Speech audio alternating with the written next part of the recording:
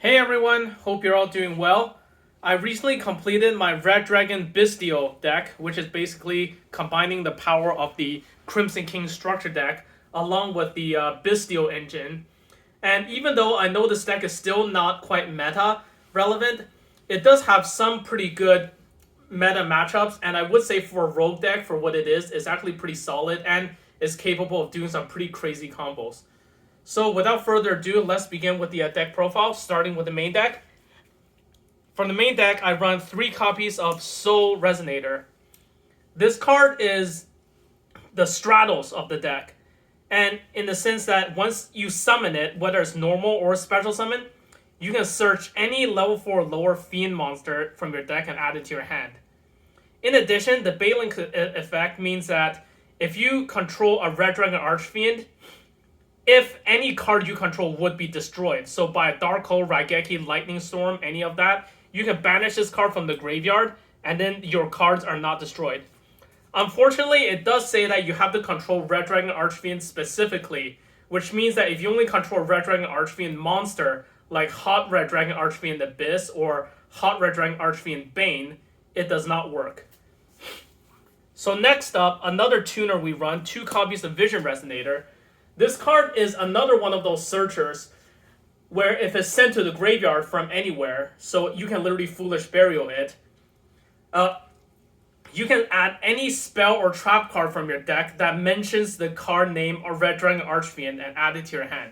So things like Crimson Gaia, Red Zone, you can add those to your hand from your deck. In addition, it also serves as a free special summon when you control a level 5 or higher dark monster on the field. So that's essentially it acts as an extender as well. Next up, 1 Crimson Resonator.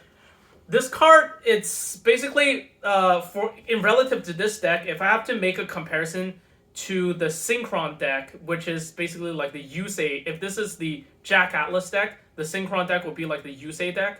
This card will be like the 1/2 of the Junk Speeder, because just like Junk Speeder summons multiple Synchron tuner monsters out of the deck, this thing can summon multiple Resonator monsters out of the deck, but you must control it, and you have to control exactly one other Dark Dragon Synchro monster on the field for this effect to work. So it's definitely more restrictive than Junk Speeder, but it serves a similar purpose. In addition, it's also a free special summon from the hand in case you control no monsters on the field. So definitely run this, but why I only run 1 copy is because I feel that having multiple copies does not really help you, because its effect to both summon itself and summon more Resonator tuners from the deck are both hard once per turns.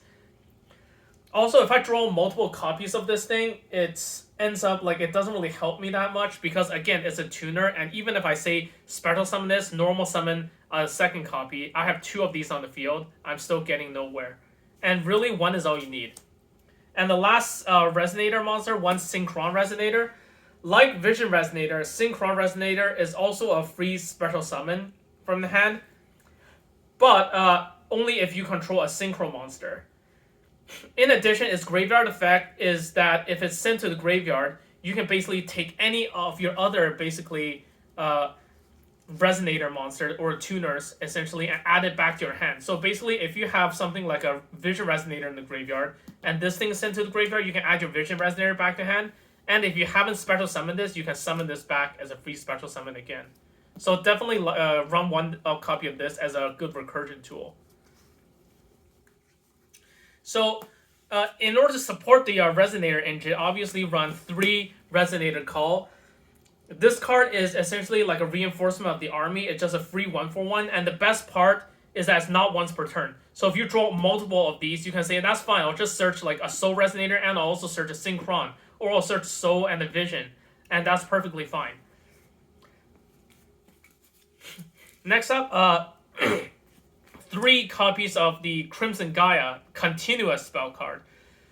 So this card is a bit different from Resonator Call, even though it could serve a similar purpose. It allows you to search for any card, and no, I said card, not monster. It allows you to search for any card that mentions the name Red Dragon Archfiend in its text. So So even though Crimson Gaia mentions it, you cannot search another copy of Crimson Gaia, obviously. But what you can do is you can use this and search for the Soul Resonator, because Soul Resonator, as I mentioned, its Bailing's effect, does mention the name Red Dragon Archfiend specifically. And this is a once per turn effect, so if you play this and it survives until next turn, you can just keep using it. And it allows you to add from hand, deck, or graveyard to your hand. So even if you're under Droll Lockbird, you can just say, fine, I'll just won't search for the deck, I'll just search from the graveyard and add this to my hand, and then continue comboing off. So yes, definitely. This card could actually be a one-card starter, similar to the Soul Resonator, and I'll show you later on during the combo tutorial. And next for the trap cards, I run one Red Zone and one Red Rain. Red Zone is basically like the new trap card for this archetype, and I understand that the fact that it's a trap card does make it feel like less powerful, and because of its effect, you do have to set it. But first of all, it's searchable off of Vision Resonator and Crimson Gaia. Second of all, it basically acts as a like once per turn pop or destruction, almost like an unending nightmare. Only you can pop any card, not just spell traps. You can even pop monsters. Its second effect arguably is even more powerful because it lets you summon any dark dragon synchro monster from your banished to back to your field. So even if like your opponent has a card that keeps banishing your monsters, as long as you have this thing on the field, you can just keep summoning them back. Essentially, this thing it helps you play around cards like Mirror Jade, the Ice Blade Dragon, or ABC Dragon Buster. And Red Rain, it basically acts as a almost like, if I have to compare it, I would compare it to something like almost like a Vanquished Soul Snow Devil for this deck. In the sense that if you control a level 8 or higher dark synchro monster, you can activate this thing and then banish all monsters on the field on both sides except the monster with the highest level. And in most cases for this deck, given that it's a synchro heavy deck, most of the time you will be having the monster with the highest level on the field. And in addition, it also protects that monster, the last monster on the field, from card effects for the rest of the turn. And in addition, because this effect says that as long as you synchro summon the monster, you can add it from your graveyard back to your hand, it's like an infinite recursion. Almost making its recursion effect even better than that of something like a Salamangreat Roar. So what you can do is that if you have to discard something for cost, you can actually, if you draw this, you can discard this, and then when you synchro summon, you add this back to your hand. So basically, it's almost as if you just got your effect off without having to discard anything at all. Next up for the extenders, I do have two Red Lotus King Flame Prime. This card actually serves two purposes. And one thing I noticed that a lot of people seem to forget or they don't utilize, its effect can actually go off on either player's turn. So even on your opponent's turn, you can actually special summon it as long as you meet the requirements. And in addition, when you summon it, you can actually burn your opponent for damage, which, given the current end of match procedures, could easily make the difference between winning and losing in a tight situation. In addition, even though this card itself is not a tuner, if it is used for synchro summoning, what you could do is that you can actually send any like spell trap card from your deck to the graveyard, and most of the time you'll send this card, because if you have a synchro tuner monster on the field, if you synchro summon with this, you can automatically add this card back to your hand. So essentially, this card indirectly helps you search for this. And if you have once you have your synchro monster on the field, you can automatically set this card, and then basically it acts as a layered disruption. And guess what? Since it's a trap card, cards like Forbidden Droplet, Dark Ruler No More, they don't do jack squat against this. Now, more extenders obviously run 3 Bone Archfiend. This card is basically combos really well with Soul Resonator, and in the sense that if you use Soul Resonator to search for this thing can basically act as a level modulator, and in addition, it's 1800 attack beater, so it is quite strong as well. And next, finally, one Obsessive Uvua Loop. This thing I would say is mostly there to give you food for your red zone, because it can it can banish, if it's in your graveyard, you can banish another monster in your graveyard to add it back to your hand. And if it's in your hand, you can banish another monster in your graveyard to summon it. So basically, it gives you almost 2 banishes from your graveyard. And if you banish things like a Red Dragon Archfiend or any other monster, you can use Red Zone to summon those monsters back. And in addition, this thing is also a tuner as well. So like those monsters you summon back, and if you summon this from the hand, then you can actually immediately synchro summon and continue comboing off. So that's a really good combo with Red Zone. Next up with the Bystials, we have 3 Bystial Lubellion. This should be self-explanatory. It's just a free discard and search for another Bystial monster except for itself. And if it's on the field, you can basically place one branded spell trap, continuous spell trap card from your deck directly onto the field.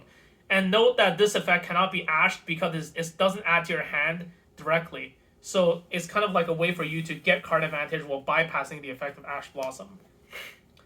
And now, what do we search for with Bystial Lubellion? We can search, obviously, the Magnemite, the Druid Worm, and the Bystial Baldrake.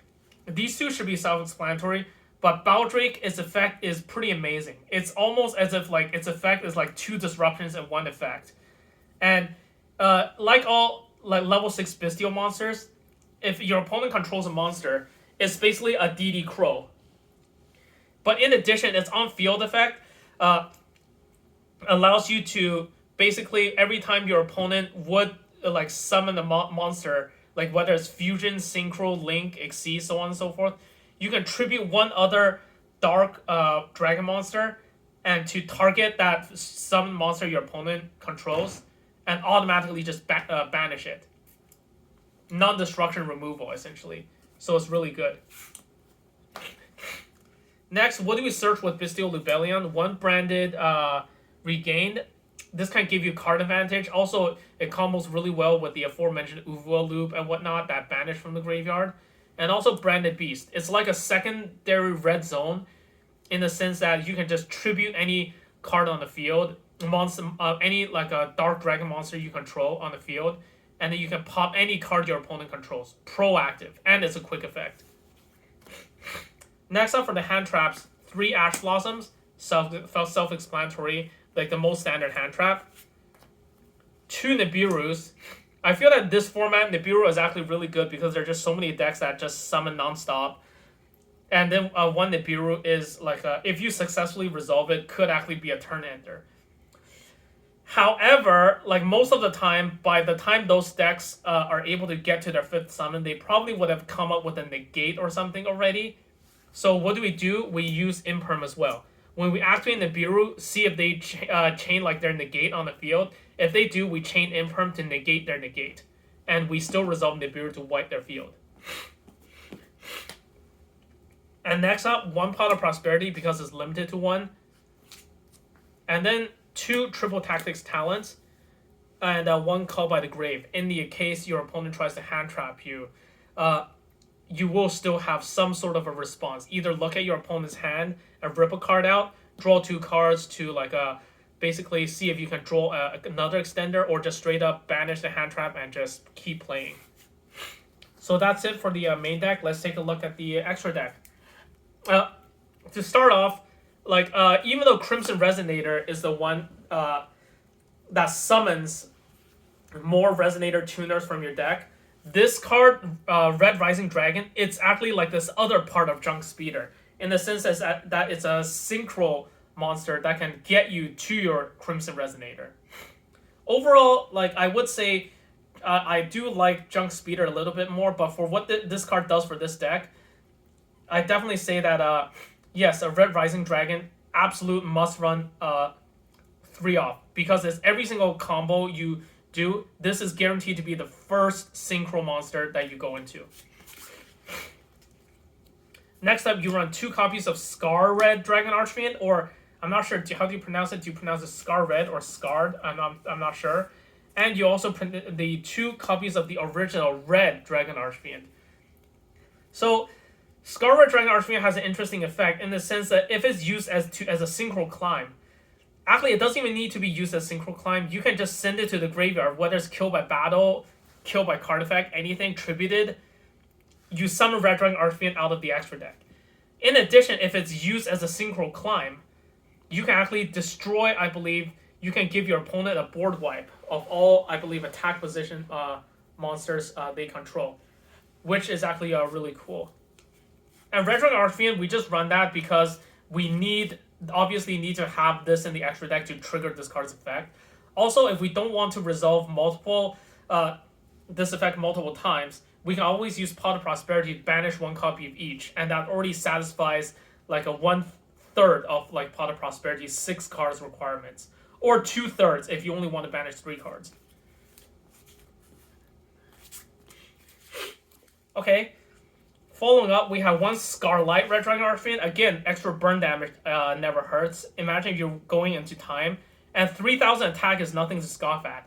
And if your opponent has monsters that are lower than 3,000 attack, this thing can just give them a board wipe, and if you run into time, even if you don't get to go to your battle phase, guess what? You already burned them for so much damage. You're probably just going to win off of the burn damage from this. Void Ogre Dragon. I'll be honest with this card. I think this is probably the worst card in this extra deck. And, like, this card, the more I look at it, I'm starting to feel like this is just really a watered-down version of something like Boarload Savage. But, again, Boarload Savage is banned, not to mention this deck doesn't run Link monsters. So even if this deck can technically make Boarload Savage, it won't be able to optimize on its negation effect. But Void Ogre Dragon does have a slightly watered down negation effect in the sense that it can negate Spell Trap, but only if you control no cards in your hand. And given my experience playing with this deck, I'm not sure if it's because I'm not playing it correctly, but I do find that sometimes I do start running out of cards in my hand pretty quickly. So in a simplified game state, when both me and my opponent are top decking, if I can make something like this, I'll just make this, and then in a top decking war, if my opponent draws a top decks a Spell Trap card, I'll just use this to negate, and then I'm technically still in the lead. And next, 2 Hot Red Dragon Archfiend Abyss. Like Void Ogre Dragon, this card is also a negate, except it targets any card on the field to negate it. So in a sense, like even if your opponent plays something like a Dark Ruler no more, this thing, as long as you have something else that you can chain, like a Spell Trap, that you can chain in between, you can basically chain this as Chain Link 3 and negate the Dark Ruler no more, making this deck pseudo Dark Ruler no more proof. And in addition, it's 3,200 attack, so it is pretty solid as well. And then 1 Hot Red Dragon Archfiend Bane. This card can be used as kind of like a pseudo Monster Reborn to reborn your used up Red Dragon Archfiend or a scarred Red Dragon Archfiend from the graveyard. So, and it's 3,500 attack as well. And then next, we have 1 Red Supernova Dragon. This card to this deck is the equivalent of something like a Shooting Quasar Dragon or a Cosmic Blazer Dragon to the Synchron deck, essentially. And I would actually argue for this deck, I actually like this card more. Because what this thing does is that its effect is actually not a hard once per turn. So if you use this effect to banish all monsters your opponent controls, you can actually use your... You can actually then proceed and use your Red Zone. Because Red Zone's a trap card and can be used on either player's turn, you can use Red Zone, summon it back. Your opponent continues comboing off, activates its effect again, banish it a second time, and banish all monsters your opponent controls again. 2 banishes in 1 thanks to Red Zone. And don't forget, this thing comes back during the next end phase, and it gains 500 attack for every tuner in the graveyard.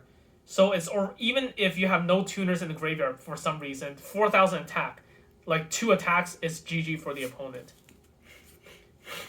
And last 2 cards, 1 Bestial Dissipator, best synchro in this deck. It has kind of a pseudo Red Zone effect in that it lets you summon any like a light or dark monster that's banished to your field. And no, you can even summon your opponent's banished monsters. Its second effect is kind of like requires a lot more skills to use properly because it allows you to shuffle a banished card into the deck, and depending on whether that card is your card or is your opponent's card, you can either destroy a monster when its effect is activated or just straight up negate the activation altogether. So really good. And last Synchro I run, like probably the second weakest card in this extra deck, and I only run it because it's a level 7 for level 7 utility. This thing, uh, it's only here because in the event that I summon something like a Soul Resonator and then try to summon Bone Archfiend and my opponent negates the Bone Archfiend with a quick Imperm or Veiler, then I'm stuck with a level 3 and a level 4. Meaning that I cannot synchro climb into level 6. But in that case, I can still summon this, and it's 2500 attack, which, depending on the game state, could still be considered somewhat of a threat, overall, all things considered. So that's it for the extra deck. Let's move on to the side deck. For a side deck, most of my cards are dedicated for going second. So 1 Feather Duster, 2 Lightning Storms, the board wipes, 3 Dark Ruler No more board breakers, Cosmic Cyclones to deal with those back row heavy decks, similar to like for the purpose of Feather Duster. This thing is actually really useful against decks that rely on field spells as well, because if your opponent only has that 1 field spell, it's kind of like not worth it for you to waste a Lightning Storm or a Feather Duster just on that 1 field spell. But Cyclone, in addition to the fact that it doesn't destroy, it banishes, it's also a quick play, which means if you go first with it, you can set it, your opponent plays their field spell to try to start their combo, you chain Cyclone, banish it. And next, 3 Crossout Designators. This card is mostly used to counterplay against cards that are really good against this deck. So say your opponent drops Nibiru on you, and this is game 2, you side it and Crossout Designator, you know you're going first. Your opponent plays Nibiru, you use Crossout to banish your own Nibiru from your own deck, and then guess what? Now Nibiru's negated, you can go with your combo unimpeded. And the last 3 cards I run, obviously, 3 copies of Evenly Matched. Again, this thing serves a similar purpose to Lightning Storm and Feather Duster in the sense that it's a complete board breaker. And most of the time like that I resolve this is basically it puts my opponent in a really bad situation. It does make you skip your battle phase, but I think if you are able to successfully resolve this and skip, even if you skip your battle phase, in main phase 2, just continue comboing off and make a field that can stop your opponent from playing the game on their next turn. So yeah, definitely worth playing at 3. So now let's get to a few combos. So the first combo I want to show you is just 1 Crimson Gaia by itself. And this card is actually a 1-card OTK with over 9,000 damage. So how does this work exactly? So the first thing you do is activate Crimson Gaia, okay? Activate Crimson Gaia's effect to search, and your first search will be your Soul Resonator to your hand. Now you're going to normal summon your Soul Resonator, and assuming your opponent doesn't negate this, you activate this thing's effect to search. And you're going to search for your Bone Archfiend to your hand. So now you're going to activate Bone Archfiend's effect to tribute your Crimson Gaia to summon the Bone Archfiend. Now you're going to activate Bone Archfiend's effect, and your Bone Archfiend, you can target either one of these, but make sure you reduce the level. Do not increase the level, okay? Right now, these 2 are level 3, level 4, so for a total of level 7. By reducing it, you go to level 6, which allows you to go for your Red Rising Dragon. As for what you want to send, in this particular instance, you want to send the Crimson Resonator to the graveyard. So now it's either 3 and 3 or 2 and 4. Either way, it's level 6. You're going to synchro summon these 2 in order to summon your Red Rising Dragon. Now, when Red Rising Dragon is summoned, you can basically take any any one of your resonators in the graveyard, so Soul or the Crimson, and summon it. In this case, we'll want to summon the Crimson Resonator to the field. Now you control Crimson Resonator and you control Dark Dragon Synchro on the field. You're going to activate Crimson Resonator's effect to summon 2 more Resonator monsters from your deck. You're going to summon out your Synchron Resonator and your Vision Resonator. So from here, it's fairly simple. You're going to Synchro summon these 2 in order to summon out your Scarred Red Dragon Archfiend. Next, you're going to Synchro summon these 2. And then this 2 plus 8, that's equal to a level 10.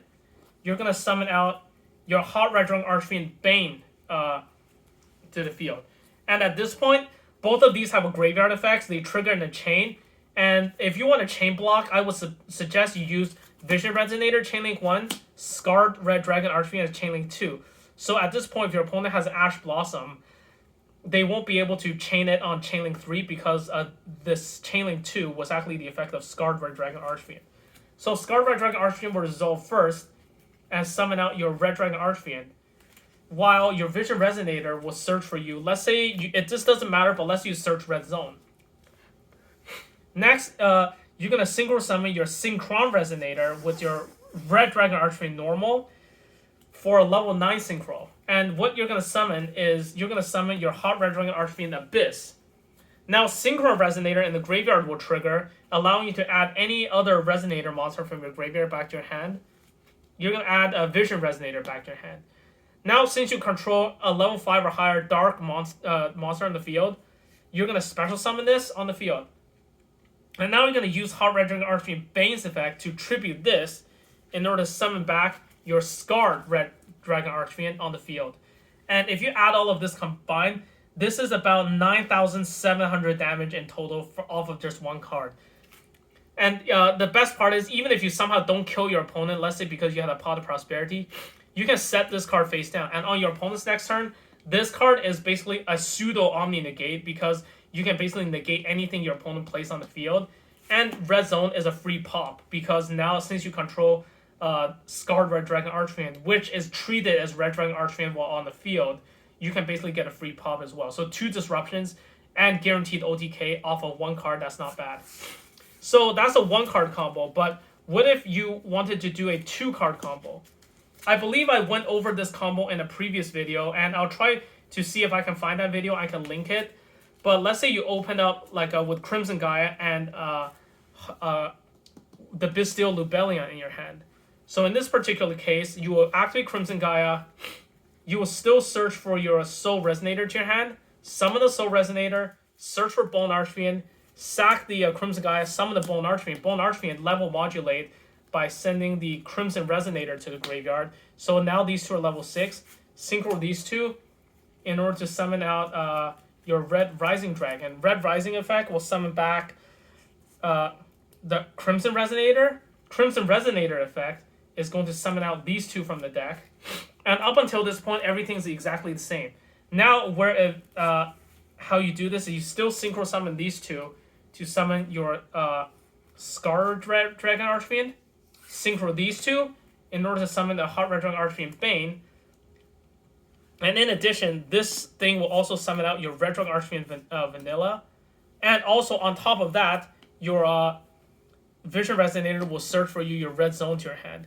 Now you're still going to synchro summon these two in order to create your Hot Red Dragon Archfiend Abyss. So now this thing will be kind of like your Omni Negate has been established. At this point though, your Synchron Resonator, it will trigger and also add your Vision back to your hand. But before you continue, you're actually going to discard the Bestial Lubellion in your hand to the graveyard. And you're going to search for your Bestial Magnemut. This part is actually really important. Make sure you search for the Magnemut, not like the Druid's Worm or the Baldrake. So what you're going to do next, you're going to summon the Magnemut. And are you going to banish from the graveyard? I would prefer to banish the Scar Red Dragon Archfiend. I'll demonstrate why later. Now at this point, you're going to use the Bestial Lubellion's effect to summon itself back by tributing the Magnemut. And make sure that when Magnemut is summoned, it doesn't need to remain on the field to resolve its effect. It does not. So even if you tribute it for the effect of Lubellion during the end phase, you still get a search from your Magnemut regardless. So now Bestial Lubellion's on the field. You're going to use Bestial Lubellion's effect. You're going to play any branded spell trap from your deck directly to your field. This is not ashable, by the way. You're going to play Branded Beast. So again, what Branded Beast does, in case you've forgotten, it allows you to tribute any dragon monster, and then you can target any card on the field and pop it. Now you're going to use Hot Red Dragon Archfiend Bane, tribute this, to summon back Red Dragon Archfiend Normal. And then you're going to special summon the Vision Resonator. Unfortunately, Vision Resonator, Summon, and Search effects are both once per turn, so you won't be able to get a second search, but you will synchro these two away in order to summon out your Bestial Dissipator to the field. And then use Dissipator's effect to summon out the Scar Red Dragon Archfiend. This means that since you control Scar Red Dragon Archfiend, which is treated as Red Dragon Archfiend while on the field, the red zone is now live. Now you're going to set your red zone and proceed to end phase. And during the end phase, don't forget, you still have your Bestial Magnemite effect to resolve. And in this case, you could search for Druid's Worm, but I would prefer Baldrake. Because, yes, Druid's Worm is could be one disruption when paired with the Branded Beast. But Baldrake, when paired with Branded Beast and by itself, and its on-field effect, is almost like the equivalent of 3 disruptions. So basically now counting the number of disruptions, you have a negate from Hot Red Dragon Archfiend Abyss, you have a pop from Branded Beast, you have a pop from Red Zone, you have a banish from the graveyard, as quick effect, like a DD Crow via Baldrake. If your opponent tries to synchro summon or summon any monster from the extra deck, you can use this, tribute, say, any one of these monsters to banish it. And on top of that, if given now that your opponent now has a card that has been in the banish zone, you can use Bestial Dissipator to negate any more further monster effects your opponent uses. So if you've been counting like I have, that's a total of 6 disruptions off of a 2-card combo, which is insane. So combo number 3, again, is a 1-card combo, but it's really short. And this one is going to involve the use of Red Rain. So again, you're going to just have Crimson Resonator or Crimson Gaia, it doesn't matter. If you open Resonator, that's fine. If you open Gaia, just use Gaia to search for Resonator. So you summon Soul Resonator, activate its effect, and this time what you're going to search for is you're going to search for your Red Lotus King Flame Prime. Now since now you control Soul Resonator, you're going to summon this thing, and then since you have 2 fires, you're going to burn your opponent for a total of 800 damage. Now, assuming this 800 damage doesn't matter because this is still game 1, you're going to synchro these two, and once again, you're going to go for your Red Rising Dragon. And this time, you can actually chain stack these two. You can use this thing as Chain Link 1, this thing as Chain Link 2, or vice versa, depending on what you're trying to play out of. But Red Lotus King will send to the graveyard your Red Rain. Well, this thing will summon back the Soul Resonator. And then how you're going to proceed, 3 plus 6, that's equal to a level 9. You're going to summon out your Hot Red Dragon Archfiend. You're going to summon out your Hot Red Dragon Archfiend Abyss. And since you made a synchro summon, this means that your Red Rain is now live, and it will basically add itself back to your hand. And now you're going to set this. So off of 1 card, you may not have gained significant card advantage, but what you did do, this thing, again, like pseudo Omni Negate, this thing, if this thing is a level 9, chances are it's going to be really difficult for your opponent to summon a monster higher than level 9, like on their first turn. And this thing's just going to be like a board wipe for your opponent, banish all monsters they control, and it's going to protect this from card effects. So this thing is going to be essentially no Lightning Storm, no Dark Hole, Raigeki, any of that. And it's 3200 attack and still has its Omni Negate live. So the last combo I want to demonstrate is actually arguably one of the coolest ones. So this one, let's say you open Crimson Resonator, so you can no longer mill it with a Bone Archfiend, but at the same time you also have Bone Archfiend on the field in your hand as well. So in this case, it might seem like you're in kind of a jam because you wanted to open Soul Resonator, but you weren't able to. But this is actually not that bad because remember that Crimson Resonator, its effect is a free special summon if you control no monster. So that's the first thing you do. This thing, next, you're going to normal summon this. No effect needed to be used for this one. You're going to synchro summon these two. And once again, the first card you're going to go to is your Red Rising Dragon. And this time you're going to use Red Rising Dragon to summon back your Crimson Resonator again. Activate Crimson Resonator's effect, once again, since you control this Dark Dragon Synchro, you're gonna summon out your Vision Resonator, and you're not gonna summon out this thing, but you will summon out this thing. So there you have it. You now got your Soul Resonator. Soul Resonator's effect will activate, and it will add you your last Synchron Resonator to your hand. So at this point, you're gonna Synchro summon these two. And what you're gonna make with these two is you're going to make your Hot Red Dragon Archfiend Abyss. And I'll demonstrate why. Next, you're going to special summon your Synchron Resonator, and you're going to Synchro summon these two. I know, it seems weird that you're Synchro summoning using such a powerful Omni Negate monster as a Synchro fodder, but you'll see why soon enough. You're going to summon out your Bestial Dissipator immediately, just like that. Let's see, where's my Dissipator? You're going to summon out your Bestial Dissipator just like that. Now, when Synchron Resonator is sent to the graveyard, you can add any Resonator back to your hand. You may as well just add this back. Now, since you have this in your hand, you're going to actually discard it to the graveyard to summon back the Bone Archfiend from the graveyard to your field. Next, you're going to activate Bone Archfiend's effect, and you're going to level modulate the Crimson Resonator, and you're going to send to the graveyard as cost.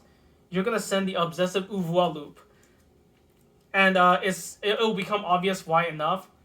Next, you're going to synchro these two, level 2 plus level 4, and the fun fact about Red Rising Dragon is that its effect is actually not a hard once per turn. So now this thing is summoned. You're going to use this effect, in order to summon back your Synchron Resonator. Make sure it's a level 1. And